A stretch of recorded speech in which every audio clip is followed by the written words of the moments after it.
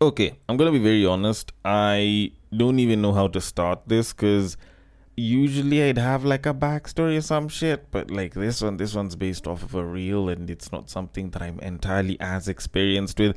But anyways, it is essentially just me talking about different people treating different people differently, even though they say that they love or they are valuing the certain person that they're with quite a bit, aka their partner. And for me to really talk about this properly, I need to kind of talk about where exactly it came from, because I know there's always been this whole thing of like people treating different races differently, which we do see from time to time, which I am about to challenge a little bit. But all in all, like, I do want to at least talk about why it is some people treat others differently, and maybe, just maybe, if I get to the end, I might just think of a way to resolve the issue. If not, at least get to the bottom of it. But before I can do that, I need to give this episode an intro, because why the hell am I manners? So, welcome to the Breakdown Podcast, where I talk about love, sex, and relationships from a guy's perspective, as well as a bunch of other guy shit. The man on the mic is Sir Denver B. This is a shorter, less edity, no instrumentally version of the podcast, where I basically vent out some of my thoughts, or I bring up content that I would have had in the previous season, but I didn't get a chance to have it on. But essentially, it's supposed to be pretty simple, fairly short, one topic per episode, nothing like the full-length episodes where it's like two things, but all in all, that's essentially what it's about. But all of that aside, because I don't want to bother you with my intrusive thoughts, I stumbled across a particularly interesting IG post where a man was busy talking about how whenever, African men end up partnering up with, let's say, white women versus African women, they tend to act quite differently. When they are with African women, they like to be very conservative and traditional. But the moment you see them with white women, suddenly it's like there's a switch up. Now they're being very progressive. They want to take care of stuff in the house. They're even doing TikTok videos showing, their white wife how to cook, I don't know, egusi or some shit like that. And he found it particularly odd. Now, considering that he is a man who stays in the UK, at least as far as his profile is concerned, I did find that particularly interesting. And maybe I don't know enough, maybe I haven't seen enough, but I felt that what he was describing isn't necessarily based off of race. Now, I am going to play the clip for you so that you can get the context of where all of this is coming from, so that I can give my breakdown a little bit better.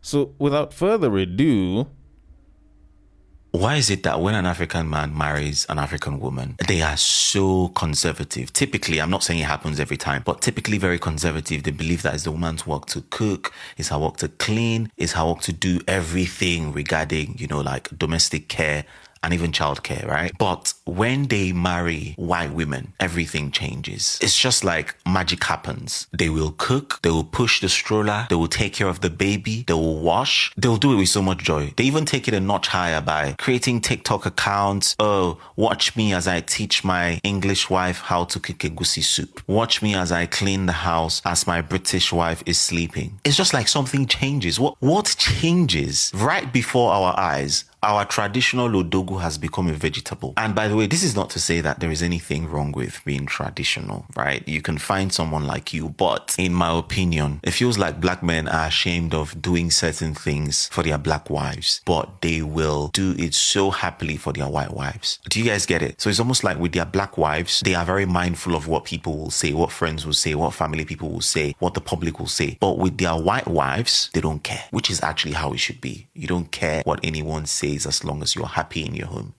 Why is that? Okay. Particularly interesting take. Now, of course, I'm not in the UK and I can't speak towards the racism on that, so I will kind of try to gloss over it, because there are instances where guys kind of have this whole race thing where, they prefer certain races over others and they're willing to bend over for certain races over others. Like, there's that, but I don't think that affects the vast majority of African men, because at least I can say that I am an African man. But with all of that said, can I agree with this or not? First of all, I can't really say shit because I have to give the disclaimer, because this guy's talking about wives and married men. So I'm not a married man, so as usual, I have to drop the disclaimer, which is considering that I am not a married man, neither have I been a married man, anything that I say in regards to marriage is purely speculative at best and should be taken with a tablespoon of aromat and maybe a pinch of salt. I think that's more or less the gist of the disclaimer that I should be giving, because, I'm not a married man, never really been a married man. And, it's just my way of saying, married people have a very different life compared to us singles or unmarried people. But all of that said and done, first of all, I honestly don't think that this is entirely based off of race. I feel like any stereotypical difference or any stereotypical bias or preference might have this. But I feel like it can even go beyond that, even beyond like the whole stereotype and preference thing. But, I could be wrong about that. But personally, I feel like such a thing happens for three main reasons. This is minus the whole having a racial stereotype that gives you a preference for white women or women that aren't of your race. Now, the three main reasons why I can see such a thing happening for a lot of guys, or should I say a lot of African men, is one, a sense of cultural dominance. This mainly happens if you move to a different environment and you're trying to blend in or fit in, or you're trying to assimilate into that culture so that you can kind of live a little bit better there. Kind of like, when you're in Rome, do as the Romans do. And you find that this happens quite a bit for guys where, because you're trying to pick up certain babes and they behave a certain way, or they expect you to behave a certain way, you may adjust your personality or at least some of your own behaviors so that you can match that. And considering that this guy was talking about this and he does stay in the UK, it's very likely that if you're in a place that is predominantly white, whereby as a man you're supposed to be a little bit more of a contributor as far as household activities and duties are concerned, then it is very likely that you'll do that. Now, the whole TikTok and, teaching my wife to make a goosey soup aside, like, for the most part, most of those guys will kind of contribute because that's the culture that they're a part of and that's exactly what they'll do. Now, of course, there are instances where it actually happens in the reverse, which is why I said cultural dominance. Now, there are some instances where a babe is really into you, or, for example, like you as a guy refuse to assimilate because you're very proud of your culture or something of the sort, and you find someone that is really into being with you, so they try to assimilate into your culture and will try to take on more of the roles and the responsibilities and behaviors of the people of your culture that are more of their gender. So you find that, like, let's say a white woman is becoming more submissive and is acting in a way that you would expect an African woman to act. Now, this doesn't happen across the board, but there are instances when stuff like this happens. So it's usually a question of whose culture kind of dominates out of this entire thing. Is it the guy that is trying to assimilate into that culture, or is it the woman that is trying to assimilate into the man's culture so that she can be with a man or just have a more harmonious relationship with a man? There are also instances where African women will kind of be in a foreign country with an African man who is also in that foreign country, and because the both of them are trying to assimilate, they kind of end up acting like the white people that are there. And there's other times when that doesn't happen, and that's where the whole, you're with an African woman and you're still a traditional African man. So that's one instance. The second one is a case of you get what you ask for. And you see this quite a bit where people expect to be treated a certain way by their significant others simply because they are with their significant others and they have that expectation or that desire. They don't voice it, they don't talk a lot about it, they don't say that that's what they want. There are instances like this or similar ones where you find that African women complain that African men don't contribute to household activities because they're trying to be traditional, but they're not doing all that much, and they would have preferred it if the guy would have contributed, but they've never had the conversation with the guy. They just expect the guy to do it simply because they expect the guy to do it. Like, it's not like this conversation was had, it's not like it's even been requested. And it's not just the women that do this. Guys are also culprits in this. And this isn't even a race thing. There's times when you guys expect so much from your babe, but you don't ask for it. There's instances where you will want to do something with your babe, or you will want to do something, like, let's say, by yourself or with your boys, but you're afraid of bringing it up because you think it's going to cause issues. But the fact that you haven't asked, not that I'm saying that you should or you shouldn't, but the fact that you haven't asked means that even though they end up with the next person, or even though things end and then they go and they start doing those same things for someone else who asked for them, you'll be the same one that will be complaining that you never got that same treatment. And sometimes it's simply just because you didn't ask. And you will see this in a lot of instances. I see this more with women than with men whenever it comes to complaining, where it's like women are like, oh, but this guy never did this and this for me, but he's doing it for that babe. Sometimes it's because you didn't ask.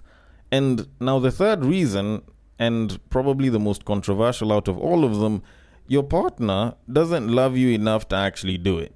And I know this one is gonna sound like it's harsh and it's painful, and I'm sure there's a bunch of babes that are like, yes, this is the main reason, all the others are bullshit. But here's the thing. All the other reasons do hold quite a bit of weight as well, but this one can be probably the most subjective one of all. And this one transcends race, this one transcends stereotypes, this one can literally be just a factor of the person that you're with doesn't like you or likes you well enough that they're going to do a couple of things, but with other people they wouldn't, or they would. And you see this happen quite a bit. There's a lot of stories where women complain that, for example, the guy never used to spend money on me, the guy wouldn't gift me, but after he left me and he started dating this other chick, or after he started getting involved with this other babe, suddenly he's spending so much money on her, he's getting her flowers, buying her chocolate, taking her to places, blah, blah, blah. And usually there's this complaint that will come up, and guys are almost always looked at as the biggest culprits of this, where it's like, when you're with a babe that you like so much, or when you're with this new chick, suddenly you switch up and you act different, and it's like you're a much better guy. Why weren't you doing that with your ex, who probably asked for the same thing? And in a lot of those instances, it is because, the guy just doesn't love you enough, or the guy just doesn't feel comfortable or doesn't feel compelled because of how he feels about you to actually do the same thing. This is something that happens quite a lot. And I say this, and I know it sounds like I'm taking a shit on guys, but all of this is within reason. And all of this has actually been very carefully planned, because the actual biggest culprits of this is actually the women. Yes, it is actually the women. Women are probably the biggest culprits of this whole you don't love your partner enough, or you don't like a guy enough, or love a guy enough to do stuff for them. And the range at which you guys hold back stuff versus giving stuff, depending on the guy that you love or don't love, is pretty huge. Like, this is something that I have seen happen multiple times. At least with guys, there are instances where you will see that difference. But for the most part, you'll find that most guys will kind of give roughly about the same treatment to just about every babe. Save for the whole side piece versus girlfriend thing, but that one's a different discussion. But if it's a girlfriend, they're probably gonna get roughly about the same treatment. Guys, on the other hand, or should I say women on the other hand, when it comes to their boyfriends or the guys that they are with, will give very varied treatment based on how much they love them or how much they care about them. And you see this happen a lot. You find there are instances where a baby's like, oh, if I'm with a man, why should I pay a bill? I'm supposed to be the provider. I won't take anything less than that, blah, blah, blah. Dude's been paying bills the entire fucking time, all right? She leaves, ends up falling for a guy, or she goes ahead and she meets with her first love or some shit like that. And this guy might not even be doing all that great. Hell, this guy probably might not even pay a bill. This babe will be paying for shit straight up, all right? Babes have done this shit for eons. But if you remember the whole days of, you're asking a babe to come through and she's like, to my fare, there are babes that would bring themselves without you sending shit. They don't even ask you to send fare. Like, you bring yourself and you're basically coming to dude's place. You're not even asking for anything. Hell, you might even buy food for like when you guys are chilling together. Like, babes will go above and beyond for guys that they love. And it's a pretty big part of the reason why me and a couple of my friends usually joke and we're like, babes out here have money. Like, don't ever be fooled that babes out here don't have money, because they have money. The only thing is they just don't love you enough. If they loved you enough, you would see that money just flow. And I know there's some people that are gonna be like, oh, this is usually never the case, blah, blah, blah, regardless of how much I love you, I've never experienced this. And fine, maybe on a financial level, this has never been the case. On a sexual level, though, I feel like this is even more apparent. Like, there are things that women will do with guys that they really like. And then there's things that they won't do with guys that they are with that they feel are just great because they're stable and they kind of like them. Like, There are instances where you will hear a babe saying that they don't want a guy to do so much to them, or they want a guy to be gentle with them in the bedroom. But the last nigga or the next nigga, like, this guy will be pulling her hair, he'll be smacking ass and everything. Like, dude is going all up in there, and this baby's basically taking all of it, and sometimes she's even asking for more. And the biggest complaint that's there is, oh, but there's this guy that I know I can be freaky with, and then there's this guy that I love that I can't be freaky with. And you're like, fam, is it that you just don't love this guy, that you're not giving him all of you, or like the full experience, that you want this guy a little bit more, that you're willing to give them the full experience? So a lot of times, a lot of the boundary creating, more so whenever it comes to intimate situations, can be done usually because someone just doesn't love you enough to do such. But all in all, much as I went into a bit of a tangent over there, what I am trying to say is, at the end of the day, a lot of this is very subjective, and it's not like it's always because, oh, you know, guys prefer white women, or there's a certain preference or a stereotype. Sometimes it's a circumstantial thing, sometimes it's an environmental thing, and sometimes it is actually just the person. So to kind of conclude all of this, what I am trying to say is, before you lose it, question the environment, all right? If you're in Rome, maybe you might have to act like the Romans, or maybe not. But if it's not the problem, then maybe you should question yourself. Have you asked for what it is that you want from your partner?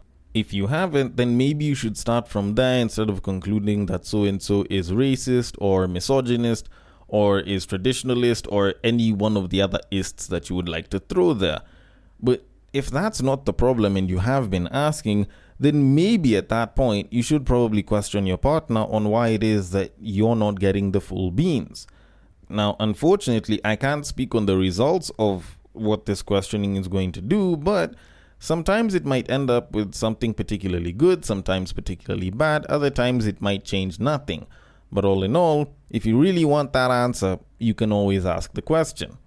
Or maybe you probably shouldn't, for other reasons. I don't know. Either way, I could be wrong about this because, you know, I could be wrong about a lot of other things, and maybe I'm just pulling the shit out of my ass. So either way, I want your thoughts on it. The DMs are open on IG. It is at the Breaktime_podcast. On Facebook, it is at the Breaktime Podcast. On X, it is at Bagaka the D. And on Bluesky, it is at the BreaktimePod.bsky.social. Thank you so much for listening all the way till the end, and a happy new year in advance. I hope you enjoy your 2026, and I will catch you guys on the next break.